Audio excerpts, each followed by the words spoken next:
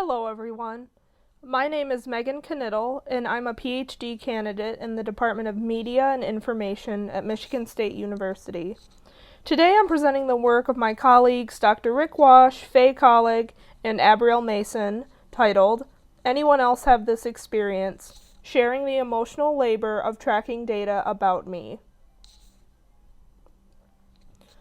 People often use self-tracking technologies ranging from fitness wearables like the Fitbit to digital thermometers to record things they do, like going for a run, injecting insulin, or watching a movie. They also use them to record bodily states, such as blood pressure or heart rate, and to record their psychophysiological experience of the world, such as mood or ideas. People use self-tracking devices to support self-knowledge, help maintain healthy habits, manage or treat medical conditions, and satisfy their curiosity about how their bodies function. In actually using these personal informatics tools to meet individual goals, people have to make sense of the data these devices capture and generate. People have to interpret the visualizations, tables, and predictions these devices generate based on often thousands of individual data points over long periods of time, and including dozens of discrete variables, in order to make what these devices capture about them relevant to their own life. This sense-making work is also emotional. Since people explicitly relate their use of these technologies to strongly held personal goals, like managing chronic health conditions, what they view their data as saying about them can make them feel happy, sad, confused, surprised, or any other emotions. This kind of emotional support work already happens in many online social spaces, including online health communities.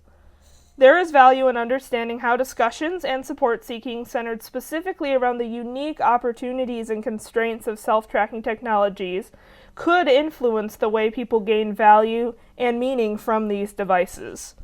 In particular, considering how the highly granular, personal, intimate nature of these devices' data collection can evoke strong emotional responses, and the potential consequences and benefits of seeking support from other people in managing these emotions will provide evidence to inform if these types of online social spaces are good for self-trackers and can support their experiences with these technologies. Thus, our research project was driven by the question, how do online social spaces support the unique challenges of emotional reactions to personal tracking data? Our goal was to understand how these online spaces provide a platform for self-trackers to connect with others about their highly personal self-tracking data, and in turn examine if these practices influence how users describe their self-tracking behavior and the value they gain therein. To investigate this, we used the context of infertility, namely two online communities on reddit.com, r/infertility and r/trying-for-a-baby, to study collective sense-making surrounding self-tracking technologies.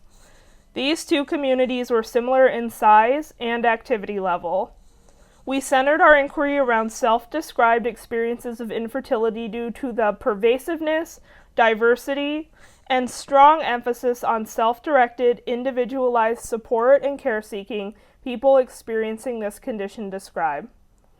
Time-bounded to February 2020, we randomly selected approximately 1,000 individual comment threads, ranging in size from a few lines of text to hundreds of individual back-and-forth comments. This was approximately 10% of the total discussion that occurred in the two communities during this time span. We used a grounded theory-inspired qualitative content analysis approach to identify key terms, ideas, and patterns in the data across time and context. Based on our analysis, we found that self-tracking discussions on r/infertility and r/trying-for-a-baby were driven by the challenges people described surrounding three emotional tensions. Our first finding is, when people had to deal with the emotional tension of surprising ambiguous data, they sought out other people in the community to not just share their experiences, but to work together in generating multiple, plausible, tentative explanations of their individual data. Surprising ambiguous data is common in discussions in these communities. The hundreds of biometric figures users reported using, ranging from body temperature to blood hormone levels, are in constant flux. This ambiguity is compounded by the fact that self-tracking data is extremely individualized. Everyone's data charts look different. To deal with these difficulties, people explicitly sought out others in the communities with overarching similarities in data traits, such as being the same age or undergoing the same medical treatment. After finding these similar folks, these user pairs collaboratively swapped explanations of their data. They would go back and forth filling in the blanks in their data to make different predictions based on imagining filling in certain variables differently. For example, one pair described different probabilities of an embryo successfully implanting based on different hypothetical values of a temperature reading the first user forgot to record. Our second finding was that people sought out interpretations from other users to decide if their current data related to their efforts to conceive a child were worth being hopeful about. As users in these communities describe, undertaking medicalized infertility treatment involves a lot of trying to respond to body signals that could indicate one or many of the hundreds of potential biomedical explanations for infertility.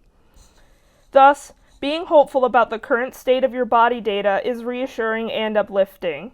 But if things change as time goes on and you gather new data about yourself, the fall from hope can be especially devastating.